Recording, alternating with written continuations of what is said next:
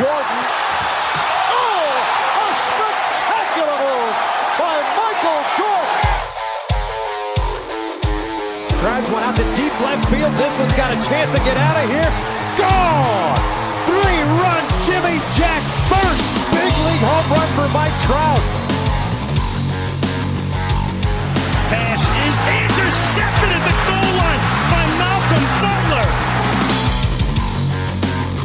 And an 81-point game, 55 in the second half. Ladies and gentlemen, you have witnessed the second greatest scoring performance in NBA history. Yahtzee. That's how I want to start this thing. Thank you for downloading and or streaming the newest episode of Infinity Sports. I'm your host, Wayne G. Joined with me is the artist formerly known as Jesse B. Just going by Jesse now. What's going on, Jesse? What's up, everybody? Yeah, dropping that B. This is just Jesse for you now. Sully? Hey, what's going on, guys? It's a great week as always. Hope you're doing well. We definitely appreciate you guys giving us a listen. Make sure to find us on Instagram. We are at Infinity Sports Podcast, on Facebook at Infinity Sports Podcast, and on Twitter at SportsInfinity5, which is a long story. Jesse. Oh my goodness, we tried about 30 different handles just trying to get the perfect one, but all you fuckers who aren't even on Twitter took it. So here we are with Sports Infinity 5, a play on our actual segment that we do at the end of the show that you will actually hear our wonderful idea at the end of this episode. Yeah, man, apparently a bunch of guys who aren't even using it have our Twitter handle, but, you know, it is what it is. We'll make it work. You know, we always do. We power through. That's what we do, fellas. I wouldn't want to use my platform to influence people to do anything bad, but there's a guy named Ken LaDuca on Twitter. His handle is at Infinity Sports. Apparently he started this handle like 10 years ago and hasn't used it since. I reached out to him on Instagram, Ken LaDuca. You can find him, folks. He lists his phone number and his email address on there. Make sure you hit him up and say, hey, why the heck are you hoarding that handle? Give it to Infinity Sports. Give it to them boys.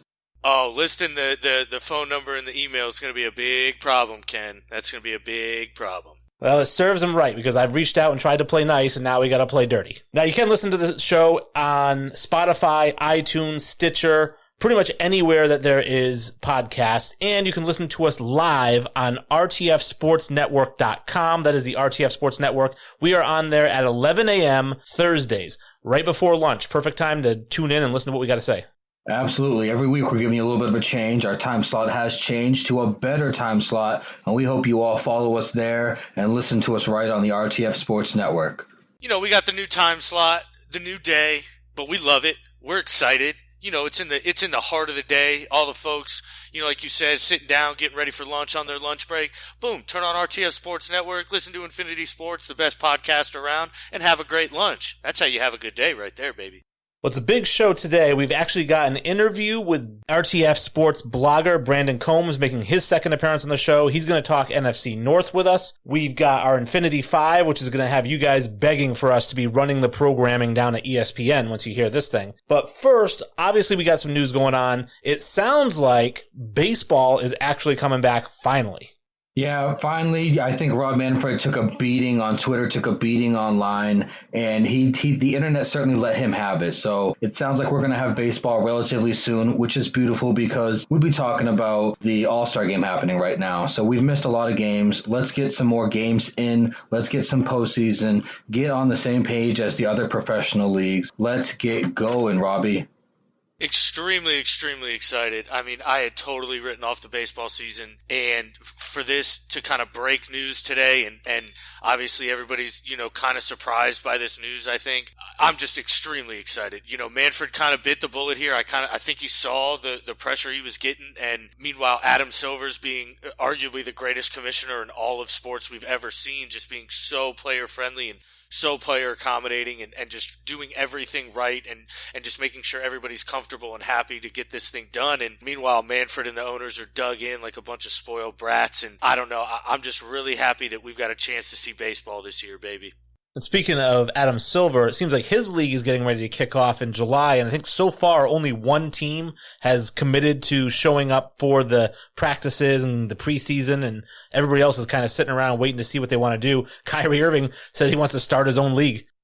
Yeah, that boy's crazy. He thinks this earth is flat, so I'm going to let him continue to think what he wants about certain things. But, as far as the impact he's trying to have in the culture right now, I think he's doing a powerful thing. I don't hold that against him. I just think that if other players want to go out there and get their money and do what's going to help them get that mental release and get on a basketball court again, that'd be fantastic. So I think that there may be some certain risks down there in Orlando that may not be happening like we wanted to. Things outside of what's happening in our world. As far as, the COVID-19, Sully, we saw a huge spike in Florida just recently.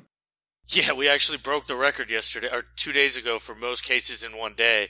There's just places shutting down all over the place down here too, in Jacksonville, St. Pete, Tampa. It's actually kind of blowing back up, but still, I don't really see that being an issue. I don't really know if Kyrie's more concerned with the COVID or the movement. And to be honest with you, I think their movement would benefit greater by more exposure and people watching, and then they're able to use that platform for their movement. Patrick Beverley had a great quote. He said, if LeBron James said he's hooping, we all hooping. And I think that's honestly true. If LeBron comes out and says, hey, look, the Lakers as a team are coming back, I think the rest of the league's going to come back. And I think it's just really a matter of time before that happens. In regards to Kyrie having a league and the players having a league, I think we all know that's pretty laughable. LeBron may be the only player that can make that feasible. They just can't afford to take on the losses that these owners do accrue or would accrue in certain situations. So I think that's pretty laughable. But man, I'm just really excited to get sports back. And like we said, it looks like baseball's back. Basketball's on the track to being back. Hopefully that doesn't get derailed. Hockey's got their season ready to start. Football's around the corner. It's just, God, normalcy is coming back, boys. You ready? I'm definitely ready. I can't wait for football, especially. I was so worried that we wouldn't have a football season, and that is really the sport I look forward to the most. Baseball's fine. Basketball, I watch the finals, but football, every single game, every single preseason game, to lose those, I would just be devastated. You boys okay with them pumping in crowd noise in each one of these different leagues? I think it's kind of dumb. I mean, I'd read somewhere that they were probably going to add the sound in later, like dub it in later for the broadcast, and that was shot down as stupid. And then we'll pump it in while the guys are playing. The guys know they're playing in front of no fans, so it just seems silly to me. Just play without fans. Maybe they're doing it for the fans? I think it's silly also. I don't really like it. I don't like the idea of pumping in artificial noise. I think they're doing it for the fans so they're not watching silent games. Because that can get a little, Jesse had mentioned, watching wrestling silent, that's a little different, but, hearing them grunt and things like that is just a little off-putting. Actually, I think it'll be a plus in basketball, though. I think we'll be able to hear more court call-outs. Hey, back cut, backdoor, things like that, which I think, as a fan of the deep into the game, I think that will be very exciting. But yeah, I think they're just doing it for the normalcy of the fans and things like that. Would you like to see players in any of these leagues be mic'd up? I don't think you could mic these guys up, and if you did, who my favorite would be? It would be Kevin Garnett, and you'd have to have a NC-17 rating on the games. Well, I think they all have, they have the ability to kind of because now live TV isn't exactly live. They have the ability to kind of cut things. They're seconds behind because they do it in football games and you don't catch a lot of cursing and things like that, or they bleep it out. I honestly think they should. I think it'd be really cool just for this year. I think it'd be really cool. I think it'd just be a kind of another behind the scenes thing to get fans engaged. I think it'd be a really neat idea. Joining us for the second time on the show is Brandon Combs. He is a blog writer for the RTF Sports Network. He has put out the jersey uniform numbers for baseball players, who was the best. That stirred up some controversy a couple shows ago. But he is here to talk NFC North with us. Brandon, thank you for joining the show again. No problem. Thank you for having me, guys. Excited to talk some football. Yeah, Brandon, I'm surprised you were able to walk yourself back to your house after the beatdown you took on here, and then you continued to take online. I saw you take several uppercuts and blows to the chin there. Yeah, last blog stirred up some controversy. I wouldn't say I took very many beatdowns, but I certainly had some people arguing with me for sure. It was one, man. You should have just thrown in the towel and just cut it out. But no, man, actually, it was a really great read. I'm not going to lie. I really enjoyed the blogs and the whole series. Aside from the Nomar debate, I think it was pretty spot on. And, obviously things are up for opinion. But like I said, overall, it was a great read, man.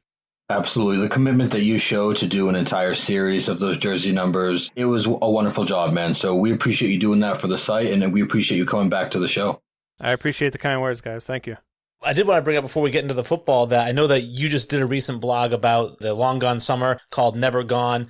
Now, I actually was entertained. Dan mentioned he was entertained by this 30 for 30. Jesse said that he's seen YouTube videos that accurately depicted that summer better than the 30 for 30 did. Well, you know what? I really enjoyed the 30 for 30.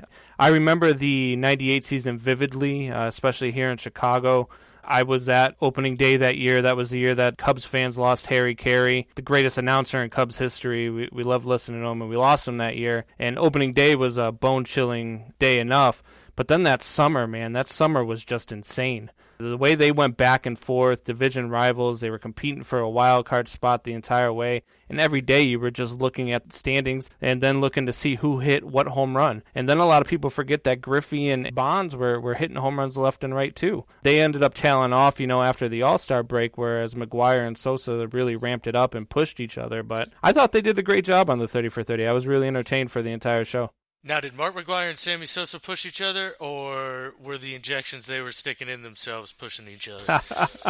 Look, man, I get that all the time. People want to talk about steroids and this and that. Look, these guys are here to entertain us. These guys are here to put on a show. We pay them to put on a show. And if they're taking steroids, that's on them. Major League Baseball made billions of dollars off of the steroid era, knowing that they were taking steroids, and they allowed them to take steroids. They didn't test. They didn't do any of that stuff until they got their hand caught in the cookie jar, and then all of a sudden they made these guys the scapegoats, and that's really unfair to these players of that era. Sure, they took steroids, but just much like some of our listeners who probably are WWE fans, who cares? They take steroids, let them take steroids. They're there to entertain us. If that's what they want to do to their body, they make millions and millions and millions of dollars to entertain us. No, I agree. I mean, I don't disagree there. I don't care if you take steroids or not. I'm just saying, let's state it correctly. Barry Bonds and Ken Griffey Jr. tailed off because they weren't taking steroids. I actually think they show an interesting moment in that series where Barry Bonds has this look of awe on his face during a game where they play Mark McGuire.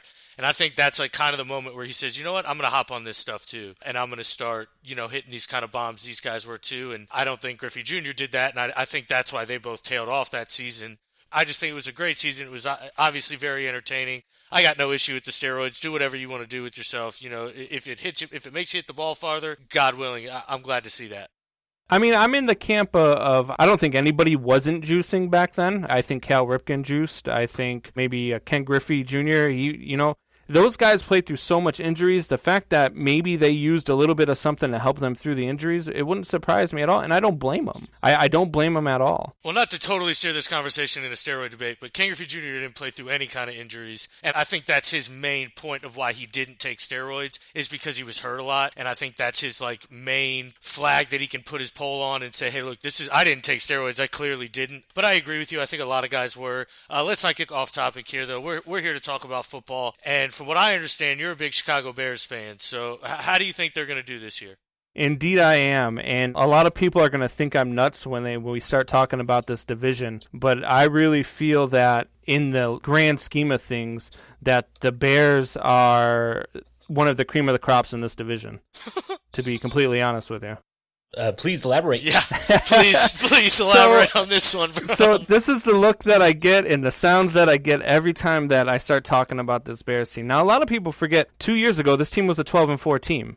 And if they had a quarterback, they probably would have won the Super Bowl that year. That defense was insane. And that's still the same defense, still the same core that they got. And the defense only got better this offseason. So that's my first thing. My second thing is, here's where I think the Bears season's going to go. I really think they're going to come out of the gate slow. I have them losing their first 2 games of the season. I have them losing to the Lions and the Giants, and that's when I think Nick Foles takes over at quarterback, and that's when I think that the season turns around. I like the additions that they made in the offseason. I love their draft. The Cole Kmet pick was a great pick for them. They still have Cordero Patterson. They did pick up Ted Ginn. Obviously not blockbuster names there, but they're guys that I really like on the offense that's going to give Nick Foles a lot of weapons. With a healthy offensive line, last year their offensive line was depleted. And this year, if they have a healthy offensive line and Nick Foles taking over at quarterback, and not to mention, we still got a very healthy running game. I really like, we have... Tariq Cohen. Yeah, we have right in the back. We have Montgomery in the backfield, and I really feel like with the offensive line being healthy, I think that steers them in the right direction. I actually have them going 11-5 this year. Whoa, that is absolutely crazy, Brandon. I'm not sure if you guys are going to run that new 5 tight end set out there. Cole Kmet would have been an awesome draft pick for a team that didn't already have an entire roster full of tight ends. I don't have the Bears Did they, though? Did they really have a full roster of tight ends, or did they have guys who say that they're tight ends? That was their 10th tight end they have rostered right now. Yeah, no, I get it, but they don't have anybody who's been a good enough tight end. I mean, Shaheen, maybe if he can stay healthy, but beyond Shaheen, I mean, I don't see anything there. I think Kmet is a viable, good threat for them, and I really feel like he's going to improve that part of the offense. And let's not forget that they also went out and they added Jimmy Graham. I mean, another good, quiet signing that nobody really talks about, but Jimmy Graham was a great signing. Yeah, he was an awesome player in 2014. All right. Yeah, the record I have for the Bears is actually 9-7. I see them actually getting to be third in the division. I don't have them finishing any higher than 9-7. I struggle to see them winning many games with the quarterback duo that they have. Nick Foles has looked good in spurts, but I don't trust Trubisky. I don't trust that offense. I think that franchise's window has certainly closed, or is closing very fast. Ryan Pace did not do a wonderful job in the draft a couple years ago when he passed on not only Pat Mahomes, because you really can't put a lot of blame on him for that, but passing on Watson and Mahomes and going with Trubisky, trading up for Trubisky is just such a blunder that there's no recovering from that. You guys aren't going to get 11 wins this year, buddy.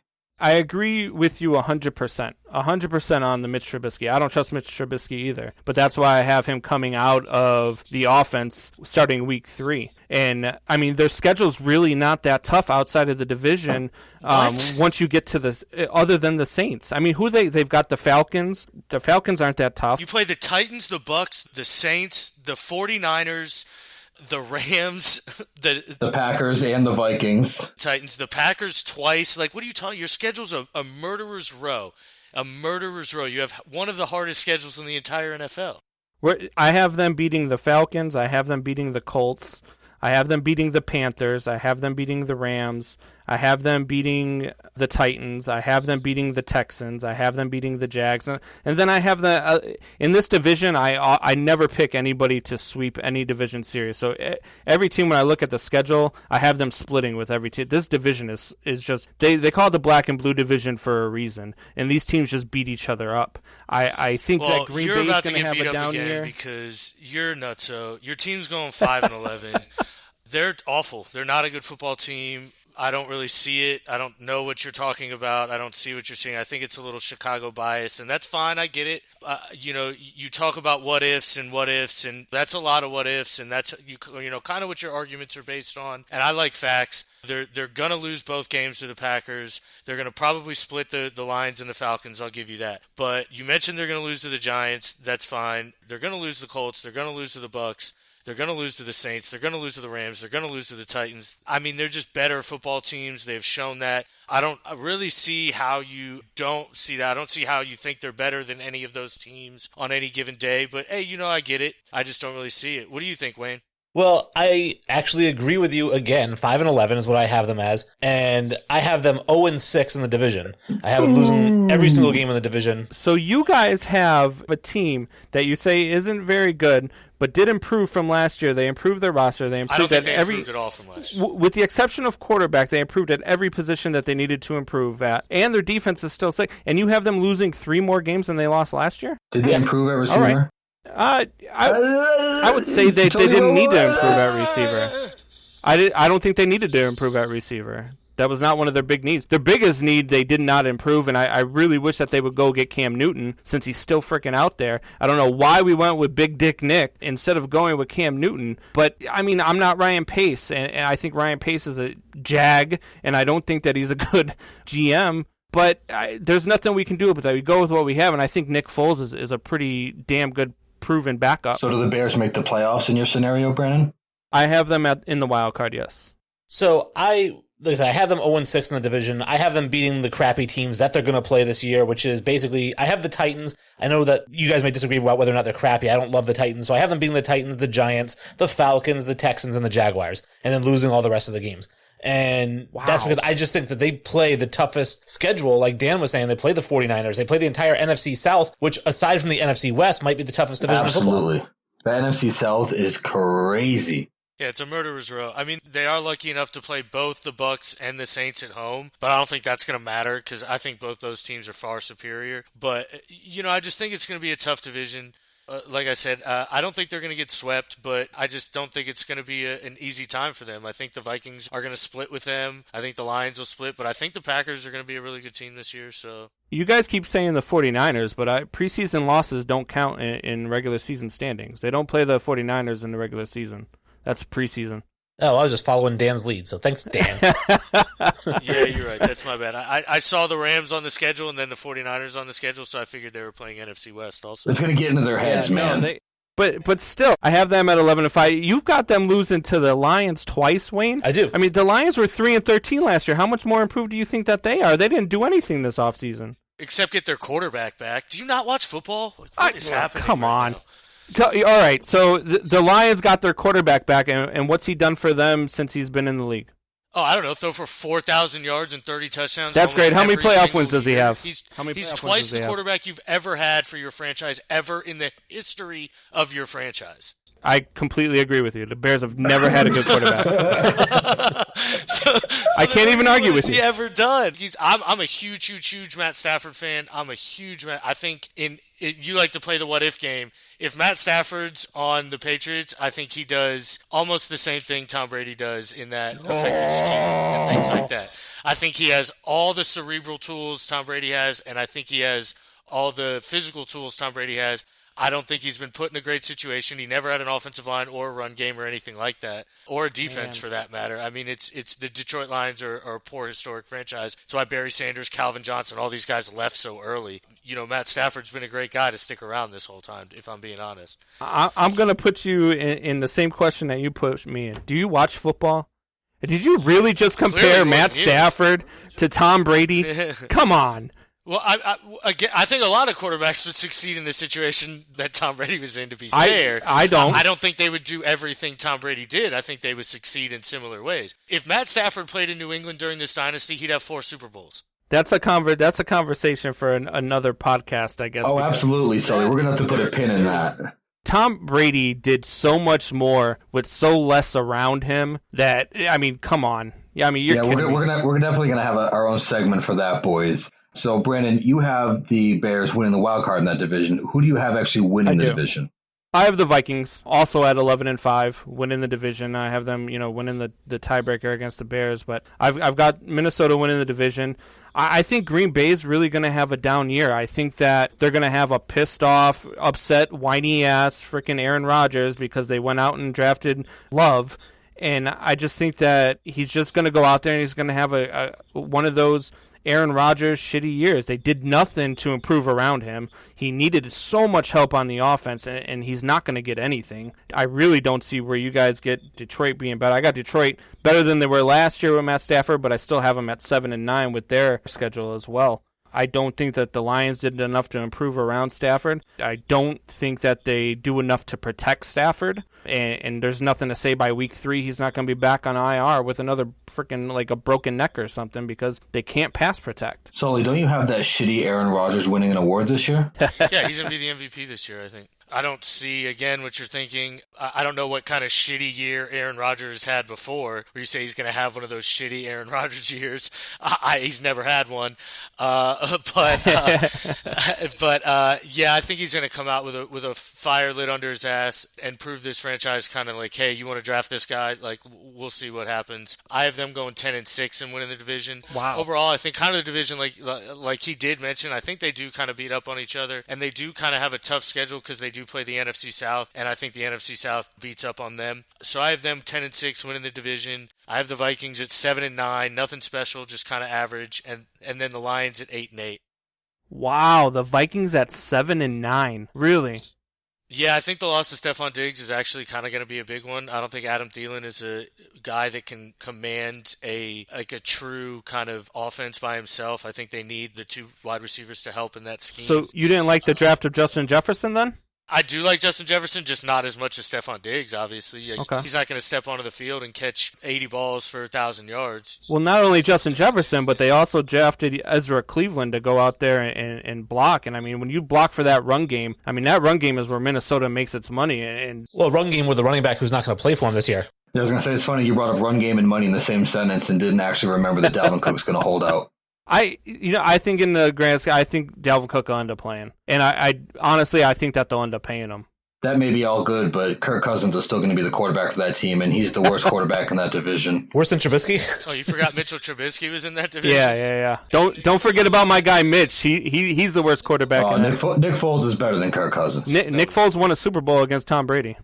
So I actually have the Packers going 12-4 in this division. I believe in this team. I went through their entire schedule, and I went, man, I think they're going to squeeze out some of these real tight, tough wins. They're certainly going to lose some to some superior teams. The NFC is crazy competitive this year. But I've got the Packers going 12-4 and win that division.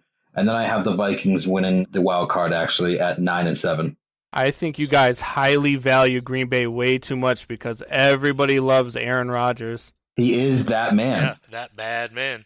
I was going to say, I have 12-4 for the Packers as well, winning that division, but the idea that you'd have two teams in the NFC North winning 11 games with that schedule that they all have to play, I just think that's outrageous. I mean, I have, again, 12-4, I think the Packers win the division. I agree with Dan. I have 7-9 for the Vikings, and I'm close to Dan. I have 9-7 for the Lions. So basically, you got 12-4, 9-7, no playoffs, 7-9, no playoffs, 5-11, no playoffs. There will not be a wild card from the NFC North.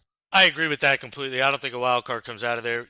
We'll talk about this in another segment. We talked about how strong the NFC South is, and then we'll talk about how strong the NFC West is. I think that's where the wild cards come from. So, where do you guys see 12 wins for the Packers, but don't see it for Minnesota? I don't understand. They play essentially the same schedule. I don't see where the Packers defense is insanely good. They didn't lose anyone. They're stupid good. You talk about the Bears defense. I think the Packers defense is actually a better defense. Jair Alexander's a stud. Darnell Savage is a stud. Preston Smith and Zadarius Smith off the edges are bona fide studs. Kenny Clark is a bona fide stud. I just think they're set up better. Yes, Aaron Rodgers doesn't have a ton of weapons. I don't think he needs them. I mean, he still has Devontae Adams. They're still going to win a ton of games. Aaron Jones is still going to ball out this year. I just think they're a more complete football team. And you're going to say that Chicago is equally built, and while I agree they have a decent defense, their offensive line is atrocious. It's bad. James Daniels and Cody Whitehair need to figure it out in the middle. They really do. I'm not a big Bobby Macy fan. I know he's kind of average. He does his thing, but he's just not a great player. He's never going to get it done. And Mitchell Trubisky and Nick Foles just aren't going to win you ball games. They may not lose you ball games, but they're never going to win you ball games. And I think that's why they're an average football team. Huh. Okay. Now, what about our awards? So, Brandon, this is what we do. I don't know if I mentioned it. We like to do kind of like a most valuable player from the division and then a least valuable player, like somebody who completely underperformed. I don't know if you were prepared for that, but if not, if you want to think about it for a second, I know all of us usually kind of come up with one player for each of those categories. Okay. I guess I'll lead and we can give Brandon some time to think if he needs some. Obviously, my most valuable player is going to be Aaron Rodgers. I mean, I got him as the MVP of the league. I think he's just going to really, really, really kind of put this whole team on his back and have a fantastic year. That's kind of my take for him for most valuable player. I do agree. This should be a quick discussion for the MVP in the NFC North. It's going to be Aaron Rodgers. I agree as well. I think, again, 4,500 yards, probably 35 touchdowns, 8 interceptions or something like that. He's a top 5 quarterback in the league. He's going to perform like a top 5 quarterback in the league. I know he doesn't have a ton of weapons, but he's going to give you an Aaron Rodgers year every single year. And when you look at that entire division and what they have to go up against this year, I think he's the only person I would even give MVP to. We keep saying he doesn't have anybody, but they do have Devontae Adams. Yeah, I mentioned him too. I mean, outside of Devontae Adams, they're pretty lacking for what they've got at weapons. But, Devontae Adams and Aaron Jones, I'm telling you that they can carry an offense. I really think they can. But, I think they're a decent team. I think they have decent weapons. I mean, this may shock you guys, but I don't have Aaron Rodgers as my MVP of the North. Stunned. I actually, I would go with Nick Foles, to be honest with you. I have them at 11-5, and I have them at 11-5 because he comes in for Mitch Trubisky, and I think he turns their season around. I really feel that that's the direction it's going to go. I think that defense is good enough to carry the load, and I think Nick Foles is a good enough quarterback to lead this team to an 11-5 record. I don't think Nick Foles is good enough to lead them anywhere. And I think if the Bills do actually go 11-5, then that means that the MVP of the world has got to be Khalil Mack. You probably mean the Bears. Yeah, the Bills. Khalil Mack doesn't play for the Bills. Which is funny you mentioned Khalil Mack because that's actually going to be my least valuable player this year from that division. And it's not why you may think. I actually think he gets hurt. So, just kind of by default, we expect all these great things from him. And I think he's kind of going to have a down year this year. I think he's just kind of due for one. The guy's been so good for so long. I think it's just going to catch up to him. So that's kind of my pick there, which may be a surprise. My least valuable player is going to play for the Bears. It's actually Mitch Trubisky. I do agree with Brandon that there's going to be a quarterback change somewhere in the season. I don't think it's going to be a super successful one. I don't care who's at the helm. That team is going to stink. But Mitch Trubisky is my least valuable player for the NFC North. Now, my least valuable player actually comes from the Minnesota Vikings because I agree with Brandon that they should be 11-5, but they are going to be 7-9, and that's going to be because Dalvin Cook is going to hold out for the first 4 to 5 weeks of the season. When he comes back, he's going to play like a dog, completely out of shape, and so Dalvin Cook is my least valuable player. Well, I got as my least valuable player, I think I'm going to go with another quarterback here, and I'm going to go to Detroit. I just don't think he's going to have a good year. I think that he may end up hurt again after, week 1 or 2. They can't protect him. So I got Matthew Stafford as being my least valuable player. All right. So I guess we got the division kind of planned out, MVP, LVP, and definitely we appreciate having Brandon on. Now, before we let you go, obviously I did a blog recently kind of copying your idea, but just taking it to a different level with the jersey numbers. I went NBA and I did a jersey Olympics. So I did a gold, silver, and bronze for each number as opposed to just the best player. So please tell me if you had done the Olympics that Joe DiMaggio would have gotten a medal. Oh, Joe DiMaggio would have gotten a medal. He would have gotten the silver. But yeah, absolutely. All right, don't leave us hanging. Who gets that bronze? The bronze would have been, as much as I hate to say it as a Cubs fan, it would have been Albert Pujols. Okay, good. Whew, you had me worried there for a second. All right. Well, yeah, thanks for coming on and talking with us. It's always fun. I'm sure we're going to have you on again, and I'm sure you're going to write something that gets Dan's blood pressure up again, and it'll be great to have you come on and kind of debate with us. I love having you come on. I love your takes, and I think that you're passionate about them, even if we disagree with you.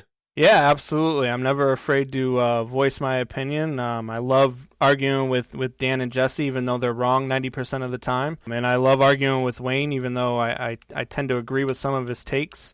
I also tend to disagree with some of them. Galen Iverson. Yeah. He's not siding with you, Dan. He's not siding with you about the Klay Thompson thing. It's about the Olympics. All right, guys. Thanks for having me. Thanks for coming on. Take care, man. That will lead us into our Infinity 5, a very special Infinity 5 for all you ESPN fans.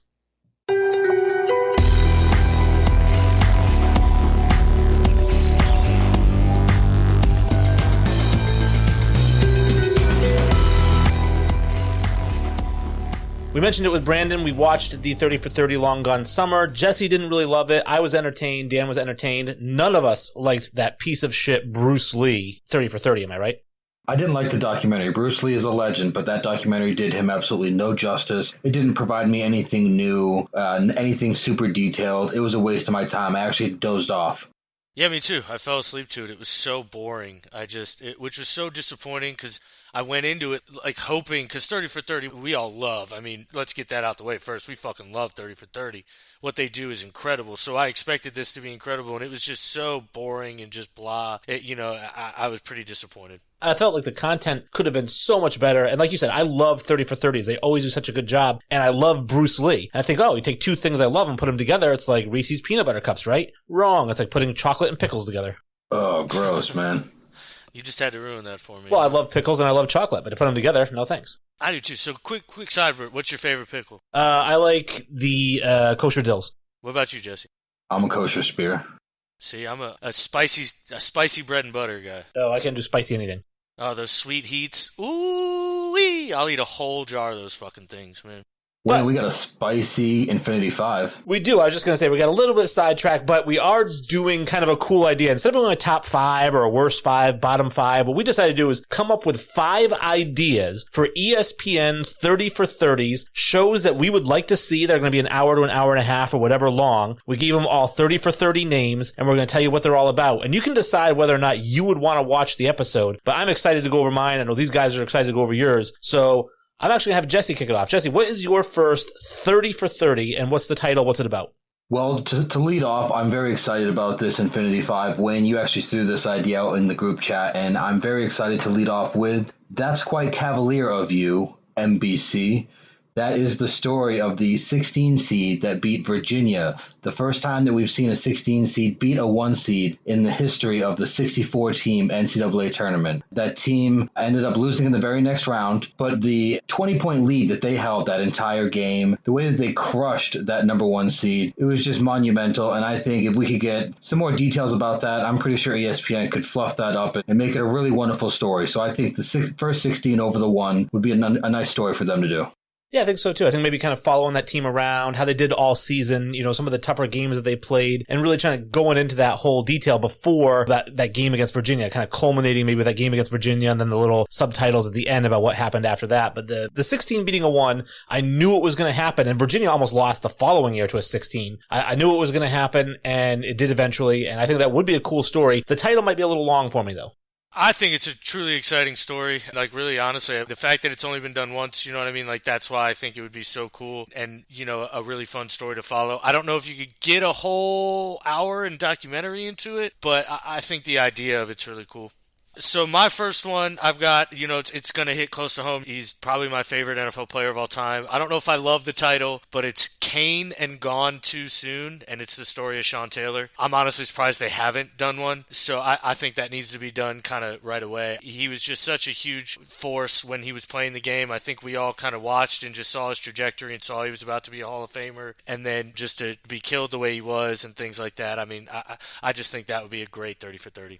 I do like the title. I like to play on words, Sully. I do think that ESPN has done 2 30 for 30 so far that did involve the University of Miami. They had the U, and then they had the Catholics versus Convicts documentary that they did. So I think it'd be tough for them to continue to do another one with so many awesome stories out there, but Sean Taylor is certainly one of the best players that we saw taken away from us too soon. His impact, both collegiately and professionally, will be remembered for a long time, especially for our generation.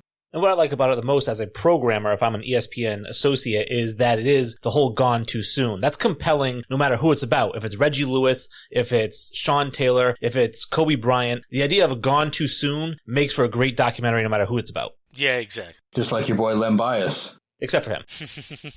What about you, Wayne? What's your first one?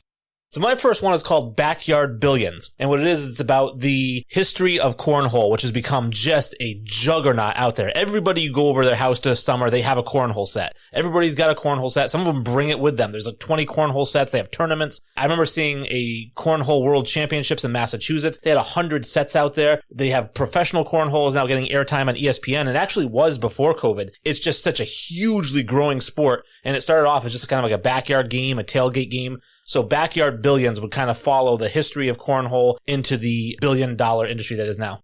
I would definitely be interested in seeing that. I like the title, but what I like more is the in-depth personalities that you would see. It's not professional folks that we would see playing cornhole. I actually remember seeing late night on ESPN a collegiate championship between 2 teams going at it in cornhole, and it entertained me. It kept me awake. So I wouldn't mind seeing that.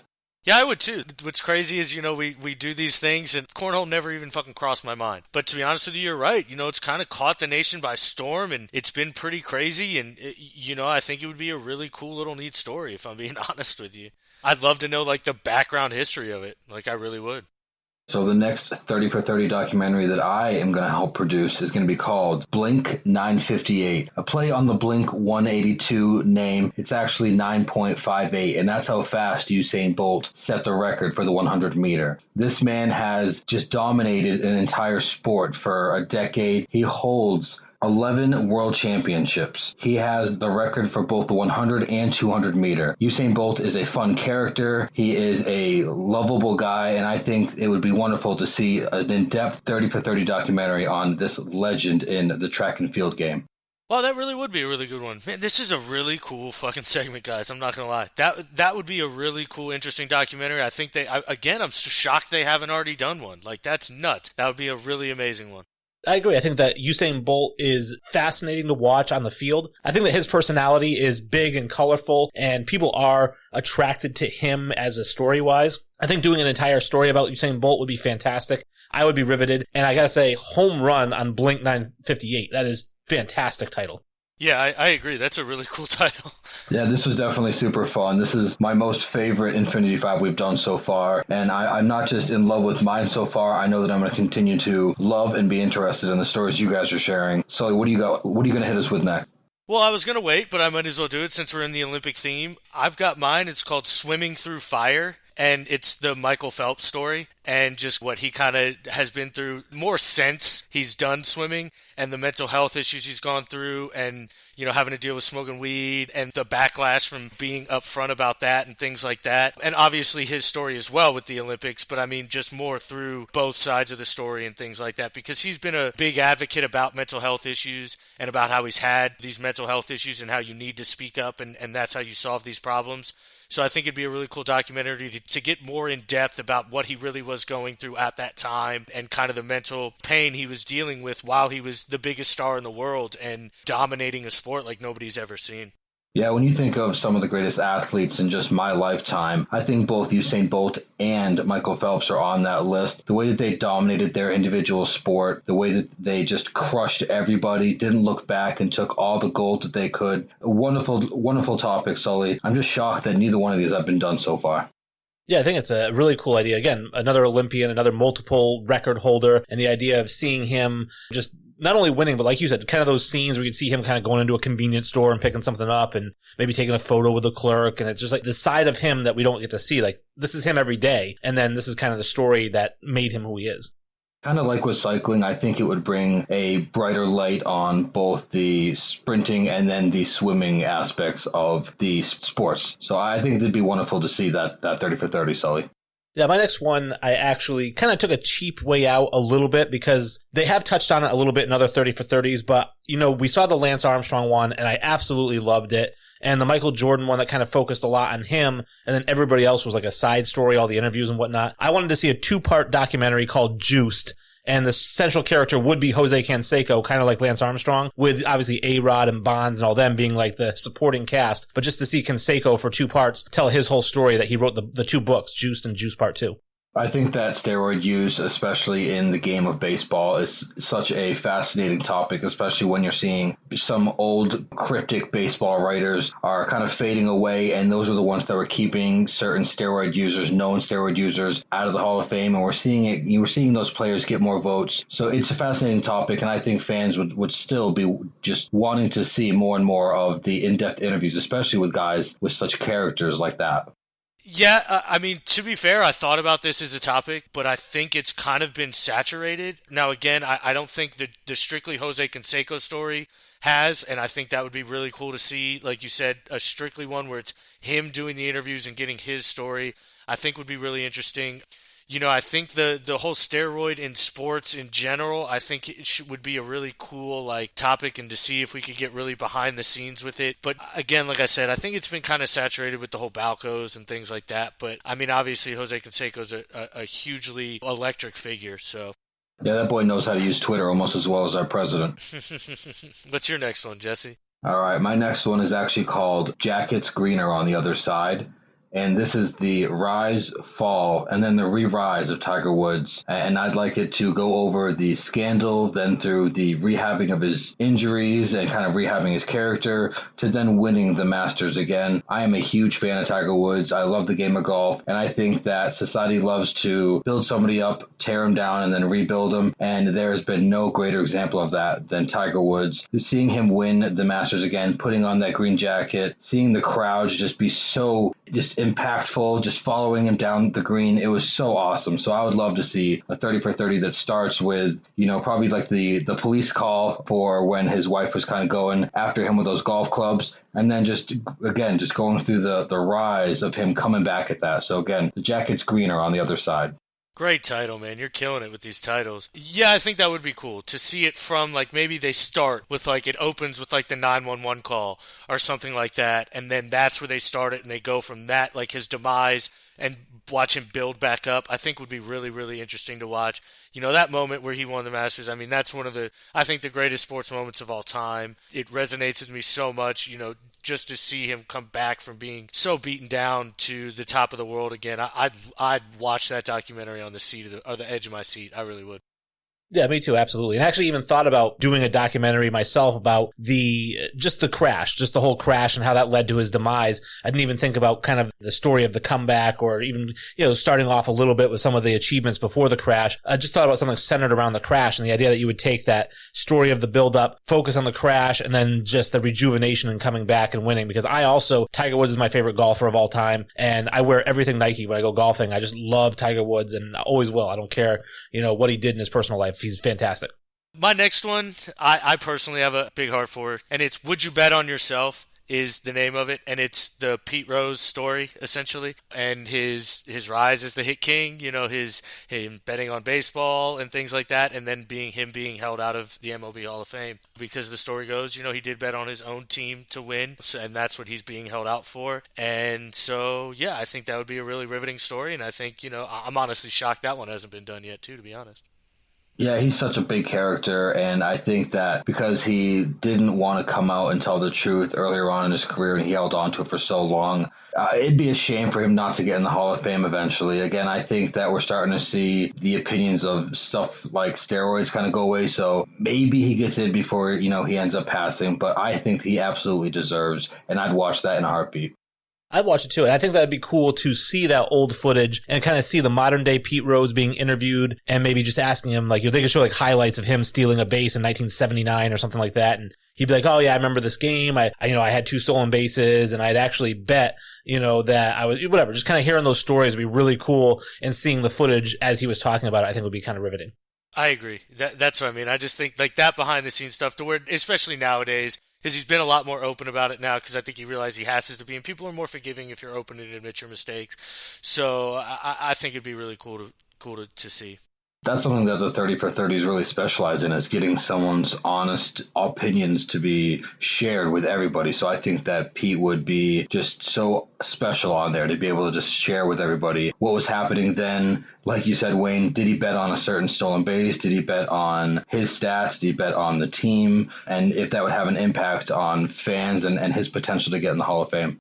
Now, I love human interest stories. I love stories about people and situations. And this one kind of is a situation that I always get really angry about, even nowadays, when it comes to Roger Goodell and his overreach of discipline. And this 30 for 30 was going to be called Dual Threat. And it's all about Terrell Pryor and kind of how he came up as the number 1 rated high school player in the country, number 1 quarterback. He was a dual threat guy, runs a 4.35 40. He's 6'6". He's got a big arm. He goes to Ohio State. They go to a couple bowl games. He gets expelled for selling his jerseys for tattoos, not even for money, but for tattoos, which again, I'm very pro pay the athlete. So that's one aspect of it. But then he goes in the supplemental draft and he gets drafted by the Raiders, and Roger Goodell suspends him for the first 4 games of his NFL career because when he was in college, he got tattoos. That's the worst suspension in the history of sports. I don't care what anyone says. And so I just think a whole documentary about Terrell Pryor, but kind of focusing on that bullshit suspension, I think would be something. I honestly don't know if I like that one, Wayne. I'm going to be completely blunt with you. I agree that it's an interest. I just don't know if you could get an hour of it, and I don't think you'd get a lot of people sympathetic to Terrell Pryor's plight and things like that. I agree with you that I think it's an egregious suspension, and Roger Goodell oversteps his powers every day of the week. But I mean, I think it's even more hilarious that Josh Gordon gets suspended for all these years for literally his career ruined for smoking weed, and now they don't even care about it. Rob Gronkowski quit football because he couldn't smoke weed. Now he's back because he can smoke weed. But I just don't know if you get an hour out of it. That's all. I think you could get a couple episodes in if you're going to get the series of worst decisions that Roger Goodell has made, because there could be, oh my goodness, an entire season's worth because he's made so many bad decisions. I actually didn't know that he got suspended in the NFL for something he did collegiately, so that's news to me. But I do kind of agree with Sully. I'm not sure that we could get a full hour of story out of that, and I hate Ohio State, so I'm not sure I would really care about his collegiate stuff.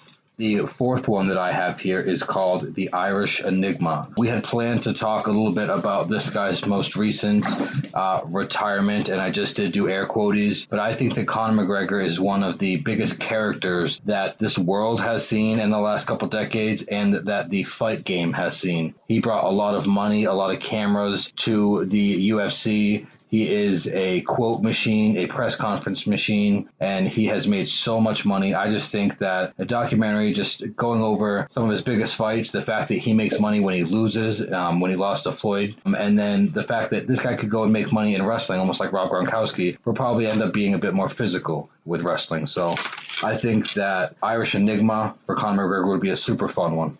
I'd watch that, but maybe not right now. I think I'm just kind of sick of him, to be honest. But I think I'd watch it in 10 years. Like, you know what I mean? I think that would be a really good time to bring it out. But yeah, because I think he is one of the most polarizing sports figures we've ever seen. He is. I think he's very colorful, just like Usain Bolt. He's got a huge personality. It's as big as, the planet. And I think that would help definitely drive the series. I think that he isn't a tremendously great fighter. I know he was a champion, but when you look at the fighters in his weight classes historically, he's not one of the best of all time, but he is, I think, one of the best promoters of all time. And I'd be curious to see, I know he fought Floyd. I'm not sure if Floyd helped him promote himself through UFC, but I'd be curious to get that background of how he became so good at promoting himself. Because even though he may be ranked as maybe the 12th or 13th or 14th best fighter of all time, he actually has 7 of the top 8 grossing fights of all time. Yeah, like I said, he's polarizing. He's hugely popular. You know what I mean? Everybody wants to see him, and it also helps that he knocks people out every other fight. So I mean, that's obviously huge. Sully, what do you got next? I sat here and I racked my brain forever to find a catchy, cool title, and I can't. Maybe you guys can help me. All I got is Ronaldo or Messi. And I think it's, we're living in a time right now where we're watching, or we have been watching, 2 of the greatest athletes we'll ever see in any generation. They're arguably their 2 greatest players in their sport. And it's just, Cristiano Ronaldo or Lionel Messi. And really, which one's better? These guys have dominated football for the last 2 decades, essentially. They've got Ballon d'Ors galore, and they win all these titles. But which one truly is better? Which side do you fall on? And I think that would be a really cool documentary. I think because they do both speak different languages, correct? One speaks Portuguese and one speaks, is it Spanish? To be fair, they probably both speak both languages. These players speak all kinds of languages. Yes, Cristiano Ronaldo is from Portugal. His base language is going to be Portuguese. I know he speaks Spanish and Italian. And Messi, yes, he's from Argentina, so his base language is Spanish. So, I was just thinking whatever the Spanish word is for goat. Cabro. To make people have to look it up, that may be a good sell. Like the next 30 for 30 documentary is just a date, and it was advertised, and I go, what the hell happened then? I had to actually look it up. But it's certainly a heated debate. Soccer is the biggest sport in the entire world. So to talk about 2 of the best players of all time, especially right now in our generation, that'd be huge. You'd have, it's split right down the middle. It's Sox Yankees, it's Duke UNC, it's Ohio State Michigan, except in a much larger scale. These guys have had such an impact on their sport that you'd have so many people all across the world wanting to tune into this one. My 4th one is actually called Windy City Sun, and it's actually Sun, S-O-N, and it's all about, I had written the blog about him called Into the Shadows. Ronnie Fields, Chicago kid that grew up, went to Farragut Academy, played with Kevin Garnett his junior year, was National Player of the Year, going into his senior year. He averages 33 points and 14 rebounds, 8 assists, whatever it is a game, 5 blocks. He's just an outstanding freak athlete, and to get to see all the highlight videos of him, I mean, we're talking about a guy who's about 6'3", that would literally jump over the heads of 7-foot centers, and he'd do like reverses, and it was just nuts. And how good he was in the fall that he had, just getting into the car accident, having the sexual assault charge, and just never quite making it to the NBA, never even getting onto a practice squad or a summer league squad. This guy's the all-time leading scorer in CBA history, so it'd be really cool to see his whole story played out in video. And like I said, because he's from Chicago, he grew up his whole life, he's still there. Windy City Sun, S-O-N, I thought was kind of a cool title. I absolutely agree, Wayne. After reading your blog, I became so much more interested in this guy, and I would sit down and watch every second of a documentary that goes over his rise and fall. There are so many things that happen in his career. He really had to ride the wave from high school on to see the players that kind of passed him by and the skill sets that he did possess. It'd be a wonderful story. It really would. Those are the kind of ones that I actually enjoy watching. The ones I don't know anything about, really. Like I know a ton about Sean Taylor. I know a ton about Pete Rose. I know a ton about Lionel Messi and Cristiano Ronaldo. Yeah, I'd still watch them. But the ones about Ronnie Fields are the ones that I watch and I'm like really paying attention to and really focusing on what's going on the episodes because, I don't know a ton about what's actually happening. So that would be really, really, really cool for me to watch personally. All right, so my last one, and Sully, I'm actually glad that you gave my last one a criticism of being maybe a little too soon. This one I think hits that sweet spot. We're talking about 14 years ago. The title of mine is Rose Gold Standard, and this is the story of the 2006 BCS National Championship game. I think we all know the teams. It's Texas and USC. It's Vince Young, Matt Leinart, Reggie Bush. Two amazing teams, two storied programs. It's probably the last amazing game that those two teams have played in. And I remember vividly Vince Young scoring there, but I want so much more. I want their reactions now, especially because a lot of their NFL careers kind of fizzled out. You know, Matt Leinart had a long career as a backup. Reggie Bush was okay, but especially now that he could potentially get his Heisman back, I want to see this story, and I want to see all their perspectives 14 years later. Yeah, my only issue with that is they kind of did that. I know they didn't specifically focus on just that game, but they did the Trojan War, which is the Pete Carroll Trojans, and they specifically talked about Matt Leinart and Reggie Bush and all of that. So I'm not sure if they could go back and do that. But, you know, I do think we all agree that that was the greatest championship game of all time. We'll never forget that moment. We'll never forget that game. I mean, it's one of the best football games of all time, let alone college football games of all time. So, sure, it may warrant another special. Who knows? Yeah, 32 points were scored in the fourth quarter there combined. So I just think, I understand, like you said, USC is such a storied program. You could go over not just Pete Carroll's era, but a lot of eras. They put a lot of players in the NFL over the last couple decades. But I think this game specifically, we saw 4 players go in the top 10 in that following draft. And I would love to see this game. I mean, I'm an Alabama fan, but I remember this national championship more vividly than any of the ones that Alabama's been involved in.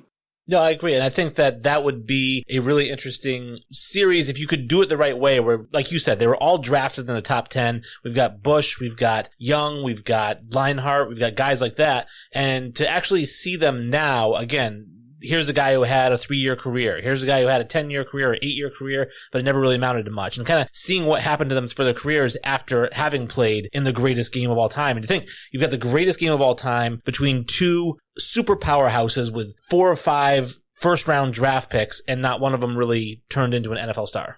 Yeah, Vince Young really wanted to go to the Houston Texans and be the face there, and instead ended up going and playing for the Tennessee Titans and kind of forgotten there. God, what's his first name? Coach Fisher. I can't remember his first name. Jeff Fisher. God, just ruined fucking Vince Young, man. He was the worst coach he could have ever had for him. So he tried to make him into a system pocket quarterback, and man, that just didn't work. But yeah, I mean, overall, I think it might be solid. For my last one now, my last one. I'm honestly stuck between a couple here. You know what? I'm just going to say the kid, and I want to do Griffey Jr.'s impact on baseball. I think there needs to be a special on it. I think he was arguably the most influential baseball player of our generation. The guys who are 30, through the 90s. I mean, we just had the documentary on Mark McGwire and Sammy Sosa, and yet I think Ken Griffey Jr. was far and away most everybody's favorite player out of that generation and things like that. I'd like to see him and see a documentary on his story and just kind of, his injury history. And I mentioned with Brandon is his injury history is why I think he's one of the players that you can't link to steroids. And I think that would be just a really cool documentary and a cool thing to see. I agree. I love Ken Griffey Jr. I think that going back to the Last Dance documentary, we actually saw a little piece where, Michael Jordan was up close with Ken Griffey and wanted to get his autograph. So to see the stardom that Griffey had is just amazing. He was electric, and he was, like you said, everybody's favorite player. To this day, I think if you ask anybody who played baseball, we played home run derby, and we all pretended to be different players. They say, what was your favorite batting stance to pretend? 9 out of 10 guys are picking Griffey, with that elbow up and just the wiggle in the bat a little bit at the top, and he just had that beautiful swing. Yeah, we had somebody on FBAS, I think it was FBAS, put, what swing did you imitate as a kid or whose batting stance did you imitate as a kid? And you had mentioned Ken Griffey Jr., and I think we all did that. You pretty much standing straight up, elbow up, that little bat tilt, and then just that smooth swing, man. And none of us could do it as smooth as him, obviously, but, I mean, when you talk about the prettiest swings in baseball, there's no hesitation. Everybody's first answer is Ken Griffey Jr. And, he was just, like you said, his impact on the game was so massive. And it's funny because, kids these days don't know that because he didn't break records or have, like, the crazy season and things like that. All he did was just play great baseball for a long time. To me, he could be the logo for MLB the way that Jordan is the logo for the NBA. You know, I would love if that not officially, but he is that guy. because Griffey does have the logo that's of his He does, swing. that Griffey swoosh logo, yeah. I'm all for changing the MLB logo to that logo. Wow, that would be sick as fuck. Good idea, Jesse. Let's start a petition now. Rob Manfred's on his heels right now. He'll do just about anything. Let's fucking get a tweet petition going and let Ken Griffey Jr. let's change this bum ass logo. We just got to add Adam Silver. Exactly. All right, what's your last one, Wayne? So my last one is called Backup Plan. And it's all about Jimmy Garoppolo, and it just kind of follows him through going to a small college at Northern Illinois and then getting drafted in the second round, having Belichick answer those questions like, why did you draft a quarterback in the second round? And Belichick says, we all know Tom's age and salary, and then that whole thing about, you know, Brady versus Garoppolo, and then Brady gets suspended for those first 4 games, and Garoppolo looks like an absolute stud before he hurts his thumb or whatever it is, and then, you know, gets the trade, right after the trade with Robert Kraft, where Belichick wants to move on, wants Garoppolo to be the backup plan, to be the next Brady, and Kraft won't let him. So I think it would just be captivating to go from college through the draft, through the 49ers, and making it to the Super Bowl in his first full season as a starter. Backup plan. As a Patriots fan, I absolutely need to see that. But I need to see it a few years from now when Tom Brady is retired and Jimmy Garoppolo is no longer playing in the league. I think he's starting to fizzle out there in the NFC now. But I think it's going to be such a captivating story as long as we get all the behind-the-scene details that we absolutely crave. Yeah, when we were doing this, I knew you were going to do this one, Wayne, and I was waiting for it. As you've said in every episode now that you want to see what Bill Belichick said behind the scenes about Tom Brady, about Jimmy Garoppolo over Tom Brady, and how he wanted Tom Brady out and was forced to keep him. And I agree. I think that shit would be insane. Now, I don't think we'd ever get that. That's one documentary. I think that's going to be a wish and we'll never, ever see. But, I mean, I think the story would be absolutely riveting, obviously. And I don't know if we would never see it, because I do think that even Brady coming out, going to Tampa, still playing, everybody's still involved. And for him to say, you know, like, Belichick needs to do what's best for his team. Like, he needed to look at a succession plan. You know, I know my age. I'm in uncharted waters. I have no ill will, and I don't blame him whatsoever for trying to do what's best for the team long term, which was moving on from me. So Brady kind of coming out and accepting it, I think, is going to help open up doors for everyone to talk about it down the road. Yeah, I just don't think Bill will. I don't think Bill's ever going to be the guy who's ever going to talk about anything that went on ever. And I think, I mean, if I'm kind of surprised you do. Like, you guys know Bill more than anybody, and you really think even after all this is done and he's out of the limelight every fucking day, you think he's going to seek that out and do an interview and things like that? I just don't see any way, man. I don't think he's going to seek it out, but we saw the 2 bills. And in the 2 bills, he definitely talks about his deterioration in the relationship with Parcells when Parcells kind of blocked him from going to the Patriots. And they talk about him kind of having a rough relationship with so-and-so, and Kraft saying, like, I thought about bringing Bill in as the head coach right after Parcells, but it wasn't the right time, so we went with Pete Carroll. So Bill is willing to sit down and talk to ESPN, especially ESPN, if NFL Films is involved, because he loves NFL Films. So get everybody involved, and I think that, again, 5 years after everybody's out of the game, I think he would be willing to talk about it. I just don't know if I ever see that from Bill. I mean, obviously you guys know him better than I do, so, you know, maybe he does, but, man, I just don't know if I see that. That is a wrap. That is the full episode. We had Brandon on. We had a great conversation with him about the NFC North, and he was wrong about everything, but, you know, that's why we like to have him on, so we all feel smarter, or at least these two feel smarter, because they're on with me all the time, so they must feel like real idiots. But so I was glad to have him on, and thank you all for listening. Definitely, like I mentioned before, Instagram at Infinity Sports Podcast, Facebook at Infinity Sports Podcast, Twitter at Sports Infinity 5. We just did the Infinity 5. You can't forget it. You just heard it. So visit us, comment, like, follow, subscribe on the podcast, and listen to us every Thursday at 11 a.m. on the RTF Sports Network. All right, guys, thanks for being here. You know, we really appreciate you being on like every week. You know, we really appreciate all the fans and everybody that comes on and gives us a listen. Infinity Sports, make sure you check us out on all the platforms. We're always there. Thursdays at 11 a.m., get on there, get live, leave some comments. You know, we want some of that criticism. We want to get out here and be better and bring a better product to you guys. So just make sure you're giving us a listen on all the platforms. Follow us on all the social media links and have a great day.